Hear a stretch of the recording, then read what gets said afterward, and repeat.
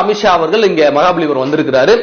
வந்துட்டு அவர் திரும்பி போகும்போது எடப்பாடி பழனிசாமி அவர்களை எப்படியாவது சந்திச்சிடணும், சந்திச்சு அவருக்கு ஒரு சால்வை போடுறதோ அல்லது ஒரு பூங்கொத்து கொடுக்கிற நிகழ்ச்சியாவது எப்படியாவது நடத்திடணும், இதன் மூலமாக கூட்டணிக்கு எப்படியாவது வழிகோலிடும் சொல்லிட்டு மிகப்பெரிய முயற்சிகள் மேற்கொள்ளப்பட்டன. அதிமுகவினுடைய இரண்டாம் கட்ட தலைவர்கள் அத்தனை பேரிட்டுமே அமித்ஷா தரப்பு பேசிடுச்சு. அண்ணாமலையை வச்சு பேச வச்சாங்க.